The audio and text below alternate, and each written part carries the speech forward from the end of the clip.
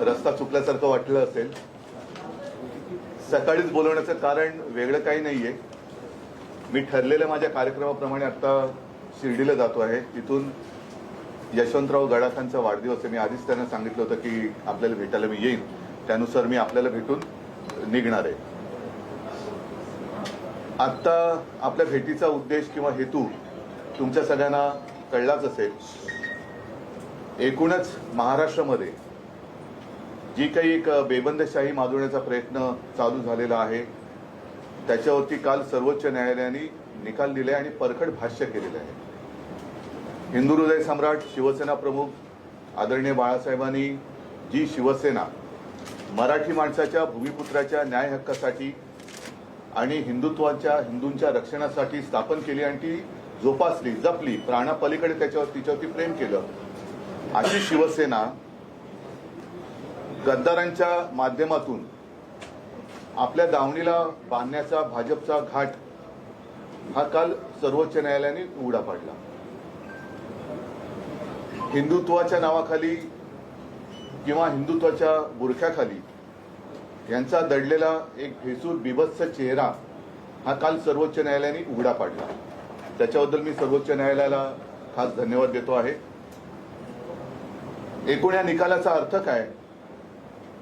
अनेकांनी त्याच्यावरती मतप्रदर्शन केलेलं आहे, अगदी सर्वसामान्य माणसाने सुद्धा केलेलं आहे. तरी देखील काही जणांनी काल आनंदोत्सव साजरा केला, फटाके वाजवले.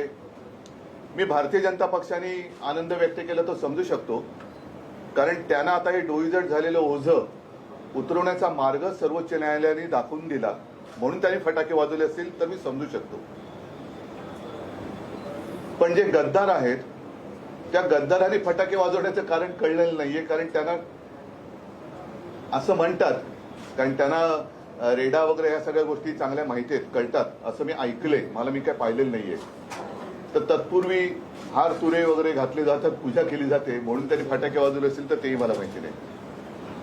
एकूणच काल सर्वोच्च न्यायालयाने त्यांच्यासमोर जो पोपट ठेवला गेलेला आहे तो आता हालत नाही, निश्चल आहे, त्यांनी डोळे मिटलेले आहेत, चोच उघडत नाही, तो श्वासही घेत नाही आहे, हे सगळं वर्णन करून तो मेलेला आहे हे जाहीर करण्याचं काम हे विधानसभा अध्यक्षांवरती सोपवलेलं आहे.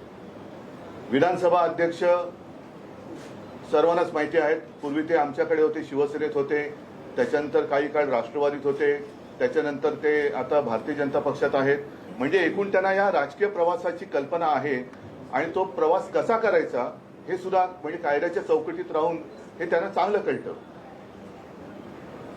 प्रश्न असा आहे की आता संपूर्ण जगात महाराष्ट्राची जी एक अवहेलना चाललेली आहे, महाराष्ट्र म्हणजे शौर्याचा, शूरांचा महाराष्ट्र, वीरांचा महाराष्ट्र, अगदी आपल्याकडच्या मराठ्यांचं वर्णन त्यावेळेला सुद्धा केलं गेलेलं आहे इतिहासामध्ये. त्या वर्णनाला साजेसं आत्ताचं काही वर्तन ह्या सत्तापिपासूंकडनं दिसत नाहीये. महाराष्ट्राची आता ही बदनामी थांबली पाहिजे.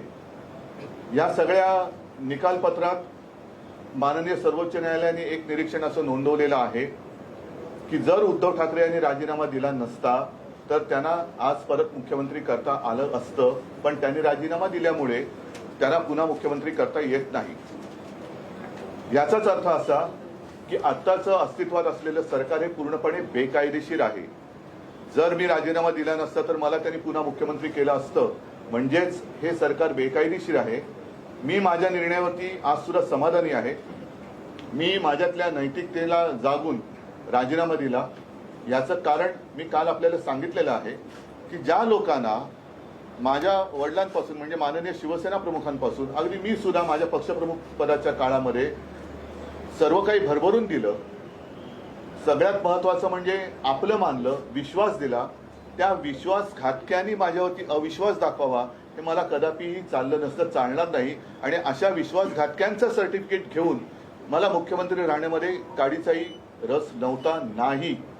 म्हणूनच मी राजीनामा दिला आणि त्याच्याबद्दल मी अत्यंत समाधानी आहे. आता काल जे काही घडलं त्याच्यावरती अनेक जण म्हणजे त्यांच्या चष्म्यातून ते बघू शकतात. म्हणजे आता मेलेला पोपट सुद्धा हातात घेऊन पाठीकडनं मिठू मिठू करणारी लोक आहेत, ती काल दिसली तुम्हाला. जीवदान मिळालं असेल तर ते तात्पुरतं आहे. एक रिझनेबल टाइम ज्याला म्हणतो तो रिझनेबल टाइम त्याला सुद्धा मर्यादा आहेत. आणि मला असं वाटतं की आता महाराष्ट्राची ही अवहेलना थांबवली पाहिजे. जसं मी माझ्या नैतिकतेला जागून राजीनामा दिला तसंच आत्ताच्या ह्या बेकायदेशीर सरकारने राजीनामा दिला पाहिजे. आणि मी राजीनामा दिला नसता तर मुख्यमंत्री झालो असतो, पण मला त्याच्यात स्वारस्य नव्हतं. मी आव्हान दिलेलं आहे, ते आव्हान आजही माझं कायम आहे की एवढे सगळे धिंडवडे निघाल्यानंतर, कोर्टाने सगळे कपडे लक्तर वेशीवर टांगल्यानंतर निवडणुकीला आपण सगळेजण सामोरं जाऊया. सर्वोच्च न्यायालयाचा निकाल त्यांनी दिलेला आहे. आता लोकशाहीमध्ये सगळ्यात शेवटचं न्यायालय हे जनतेचं असतं. त्या जनतेच्या न्यायालयामध्ये आपण जायला काय हरकत आहे? हा फैसला जो आहे तो जनतेवरती सोपूया आणि जे काय मांडायचं असेल ते जनतेसमोर मांडून आपण जनतेचा कौल स्वीकारूया. आणि म्हणून मला असं वाटतं की या निकालाचा कायदेशीर अर्थ त्याच्यामध्ये काय काय आहे हे अनिल परब, अनिल देसाई, अरविंद सावंत तिथे बसलेले आहेत. अनिल, या दोन्ही अनिलला मी खास धन्यवाद देतो कारण त्यांनी खूप मेहनत घेतलेली आहे. दिल्लीमध्ये आमच्या वकिलांसोबत त्यांनी चांगलं एक संवाद ठेवला. दिल्लीतल्या आमच्या वकिलांना सुद्धा, अगदी कपिल सिब्बल, अभिषेक मनु सिंघवी, आमचे ग्रामत आहेत, त्या सगळ्या टीमला मी धन्यवाद देतो की त्यांनी ही शिवसेनेची लढाई नाही. कपिल सिब्बल जे बोलले होते की हे जे काही मी बोलतोय ते कोणाच्या हार जितीसाठी नाही तर देशातली लोकशाही जिवंत ठेवण्यासाठी मी लढतो आहे. आणि त्या लोकशाही जिवंत ठेवण्यासाठी मी अगदी नरेंद्र मोदीजींना, पंतप्रधानांना सुद्धा आवाहन करतो की ठीक आहे, आपले काही राजकीय मतभेद, मतभिन्नता ही आहे ती लोकांसमोर आपण मांडू, पण आपण आज देशाचे पंतप्रधान आहात. आपल्या देशामध्ये हा नंगा नाच जो सुरू आहे, बेबंदशाही जी सुरू आहे, त्यातनं देशाची तर बदनामी होतेच आहे, पण आपली सुद्धा बदनामी होते आहे. म्हणून आपण हे जे आपले बदनामी करणारी आपली लोक आहेत त्यांना चाप लावा. आणि पुन्हा एकदा सांगतो, देशात हिंदुस्थान, हिंदुत्व म्हटल्यानंतर नैतिकतेला महत्व आहे. त्या हिंदुत्वाचे धिंडवडे, आपल्या हिंदुस्थानचे धिंडवडे आणि मोदीजी आपल्या कारभाराचे सुद्धा धिंडवडे 33 जगातल्या 33 देशात नाही, जगातल्या प्रत्येक देशामध्ये निघू नयेत अशी माझी एक आपल्याला विनंती आहे. आणि म्हणून अध्यक्ष महोदय त्यांच्या परीने निर्णय घेतीलच, त्यांना तो घ्यावाच लागेल, कारण ती चौकट सर्वोच्च न्यायालयाने आखून दिलेली आहे. आणि त्यांनी उलट सुलट काही केलं तर ज्याप्रमाणे आम्ही निवडणूक आयोगाच्या निकालाच्या विरुद्ध सर्वोच्च न्यायालयात पुन्हा गेलेलो आहोत, तसंच जर इकडे वेडवाकड झालं तर पुन्हा आम्हाला सर्वोच्च न्यायालयाचे दरवाजे उघडे आहेत. आणि त्याच्यानंतर जी काही बदनामी होईल ती मात्र मग यांना जगात तोंड दाखवायला जागा राहणार नाही. म्हणून मी पुन्हा एकदा सांगतो,